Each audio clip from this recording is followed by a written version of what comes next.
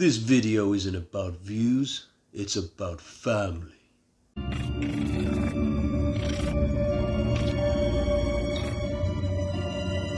Welcome to my ranking of the Fast and the Furious movies. I am something of a fan of these. I have seen them all as of the other night when I rented number 9. I've not seen any of them at the cinema though, so I can't call myself a diehard or anything. There have been a few times over the years where I've been tempted to go and see one at the cinema and then just decided, nah, I'll catch it on streaming when it comes out. And that's generally what I do with this particular series. So I'm going to be ranking all 10 films today, the 9 main series films and the spin-off. And I think this is a good time to be doing this because I checked Wiki earlier and the next Fast and the Furious movie is not out until the middle of 2023. So this ranking will stay up to date for quite some time. So let's get into it, and we'll start with the film that I consider to be the absolute worst of this series. So just for the avoidance of doubt, this is the 4th film in the series. It's the one where Vin Diesel and Paul Walker returned, but it's a bit boring on the whole. There's only one great segment that I can remember, which is when the two main characters get into some kind of street race across a city because they're trying to prove to the evil organisation that they're worthy of being drivers for them. Evil organisation, that they're just a bunch of twats who are running some scheme, basically. But most of the film is just not that exciting. This came about a transitional moment for Fast and the Furious movies. They were trying to move away from the early street racing ones into the worldwide crime caper films that we know today, but they just hadn't quite perfected the blueprint yet. So this is not one that I'll ever be keen to revisit.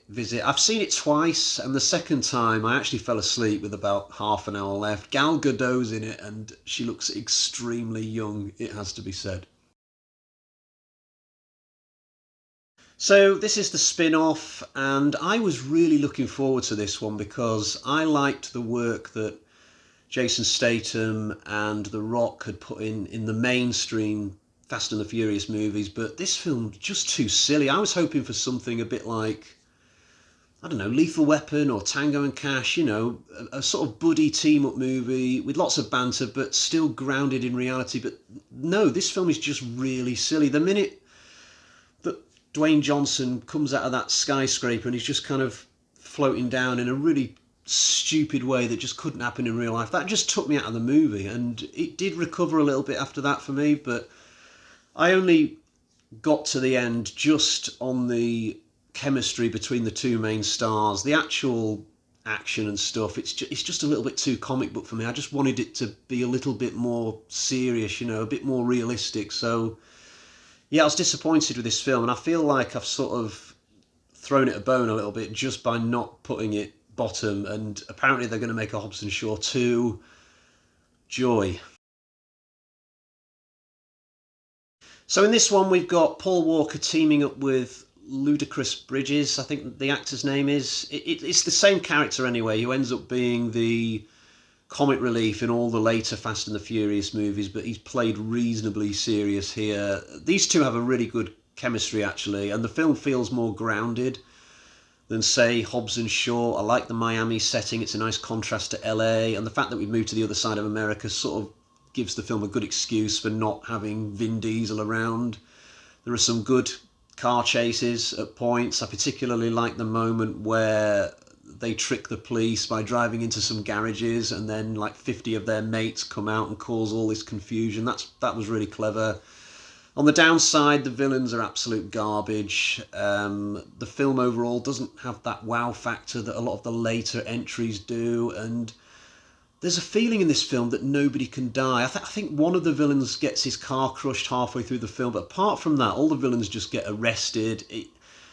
I grew up with action films where it was perfectly normal for people to die all over the place, good guys, bad guys, but for some reason in the Fast and the Furious films, it feels like they're reluctant to have people die for some reason. I get that they're trying to make out that these characters are expert car drivers and not assassins, but in the case of somebody like Brian, he's a cop. It should be perfectly acceptable for him to blow away a few bad guys in these movies. And in this film in particular, it's when I notice it the most that they can't kill anybody. It's just really off-putting.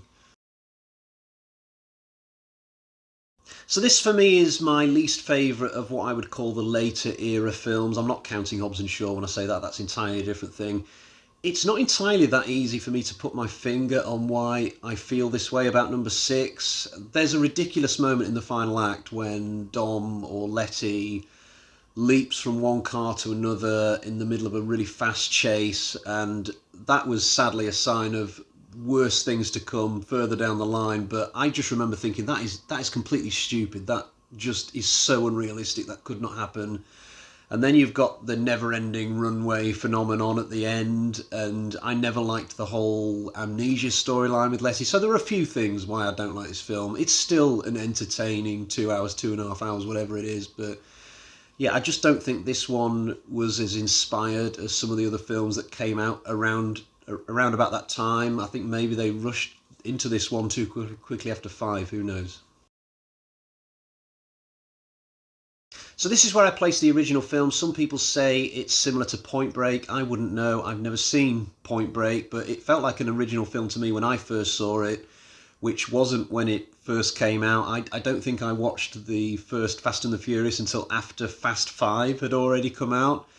It's a very believable, down-to-earth story, though. I feel it's got a genuine enough central romance. It's a very colourful film. It's got lots of great racing. There are lots of scantily clad women who apparently just love their street racing. And it actually has some deaths in it, this one. Halfway through this film the other night, I was planning on putting it bottom of the rankings. I did not enjoy this film to begin with. There are way too many moments in the first act where stupid, unrealistic things happen, like characters running away from gunfire and not getting hit, even though machine guns are being aimed at them from about 10 yards away. And the worst moment of all is when Dom swings a car across a ravine using a rope. When I saw that, I thought that is this series' jump the shark moment. I am done at this point. But the film somehow won me back around as it went on. The amount of daft moments seemed to get less as the film progresses. There are some good fight scenes. I loved all the stuff involving the magnetized equipment with, cars getting blown across roads. That was fantastic to me. I loved that plot point. And there were some good returning characters that we've not seen in quite some time. And I even liked the whole brother subplot. I wasn't expecting to like that, but I thought it was done quite well. And when the film finished, I was really intrigued about that post-credit scene between Jason Statham's character, I can't remember his name, and Han. So by the end of this film, I was actually looking forward to watching number 10. I did not expect that because I was really pissed off with this film after about half an hour. But like I said, in the end, I just kind of thought, you know what, it was stupid, but still really, really fun. And so from being bottom at one point, it ended up jumping all the way up into fifth. This is my favourite of the early car racing ones that they did. It's not the most original of stories. Girl leaves gang member to go out with Shire guy. Sort of reminds me of the Karate Kid a little bit. But this film's ace up the sleeve is the setting. Japan looks astonishingly good in this film. I'm not entirely sure they filmed it on location completely. I don't know, but all the backgrounds look so colourful and futuristic. The cars look great as well. The women look great. I've seen this one twice and I enjoyed it even more the second time around than I did the first time. I actually think it'd be really cool if they got the main Fast and the Furious cast members to go off and do another one of these in Japan. Try and make it more grounded though than something like Fast and the Furious 9, if you see what I mean. But I really like this one. I think it's good. So now we're into what I consider to be the brilliant part of the ranking. All the movies from here on in are the absolute pierre de la resistance of Fast and the Furious movies, the super deluxe ones, the creme de la creme, starting with Fast 5. This was the first one I ever saw, possibly, actually, and I remember just looking at the end credits for about 2 minutes in bewilderment, thinking, Jesus, why have I not watched this series before? That was an amazing film. I particularly like the chase near the end where they're dragging that big, large metallic safe all around Brazil and causing all that carnage. It's just fantastic. Dwayne Johnson is all over this film. He's so good. And when he fights Vin Diesel, that is an awesome moment. All the characters do a really great job in this. It's just a great, great action film. And it could have been my number one today. There's not much at all between these top three films. We're talking minute things, really. So if you want to tell me that Fast Five is personally your best, I would not argue with you one bit.